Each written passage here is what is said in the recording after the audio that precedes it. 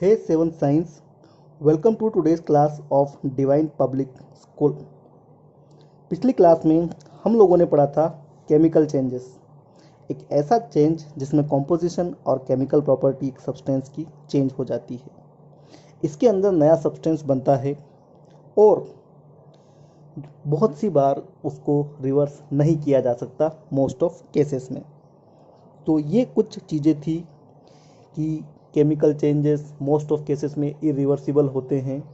हमने एक एग्जांपल देखा था रस्टिंग ऑफ आयरन, लोहे पे जंग लगना। जब लोहे पे जंग लग जाता है तो एक नया सब्सटेंस बनता है, उस नए सब्सटेंस को हम फिर से आयरन में कन्वर्ट नहीं कर सकते। अब मैं बात करूंगा एक और एग्जांपल की जिसको कहा जाता है बर्निंग ऑफ कैंडल। स्टूडेंट्स इसके अंदर काफ़ी ज़्यादा कंफ्यूज रहते हैं। मोमबत्ती का जलना किस तरह का चेंज है? भाई मोम पिघलता है, लेकिन पिघले हुए मोम को वापस हम लोग कन्वर्ट कर लेते हैं, तो ये एक फिजिकल चेंज होना चाहिए। लेकिन जो मोम जल चुका है और जो मोमबत्ती की जो बत्ती है, जो थ्रेड है उसके अंदर, वो भी जल चुकी है, उसको वापस रिकवर नहीं किया जा सकता।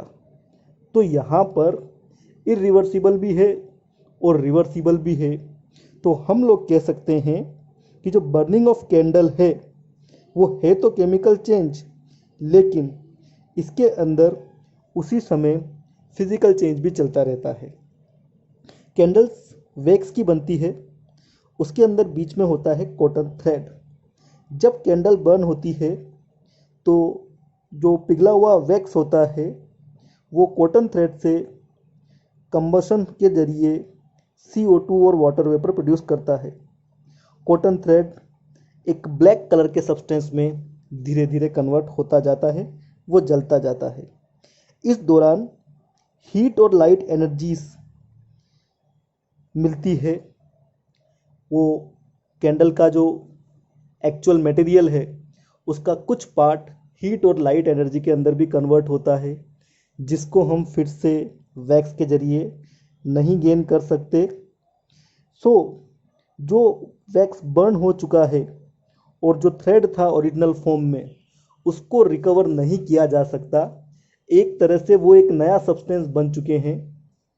इसीलिए जो कैंडल ऑफ बर्निंग है वो एक केमिकल चेंज है। ठीक है। दूसरी बात, मेल्टिंग ऑफ वैक्स एक फिजिकल चेंज है। ध्यान रखना आपको, burning of candle physical change नहीं है, मेल्टिंग ऑफ वैक्स एक फिजिकल चेंज है। दूसरे शब्दों में कह सकते हैं हम, जब भी एक कैंडल जलती है तो फिजिकल और केमिकल चेंज उसमें एक साथ होते हैं। मोमबत्ती का जलना केमिकल चेंज और वैक्स का पिघलना एक फिजिकल चेंज है।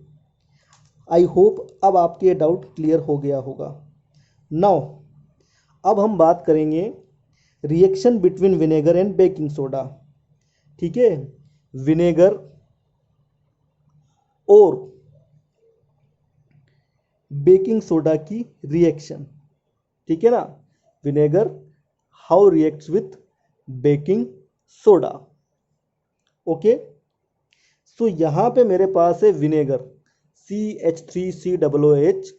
विनेगर को एसिटिक एसिड भी कहता हूं और एसिटिक एसिड का फॉर्मूला होता है CH3COOH। उसकी रिएक्ट करवा रहा हूं मैं बेकिंग सोडा के साथ, मतलब सोडियम हाइड्रोजन कार्बोनेट के साथ।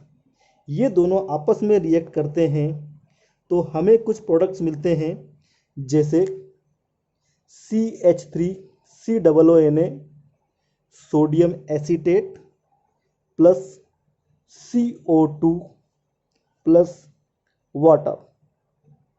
सो जब भी विनेगर की और बेकिंग सोडा की रिएक्शन कराता हूं तो मुझे मिलता है सोडियम एसीटेट, कार्बन डाइऑक्साइड और वाटर।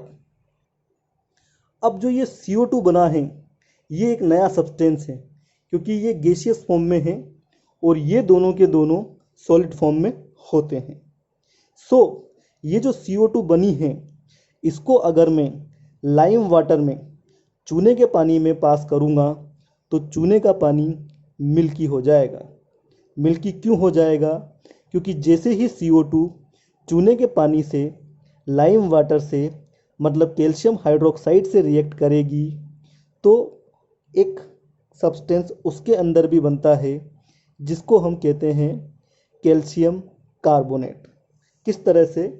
मैंने चूने का पानी ले लिया है CaOH का होल ट्वाइस, इसको कहा जाता है लाइम वाटर और कैल्शियम हाइड्रोक्साइड, बुक में इसका नाम लिखा हुआ है।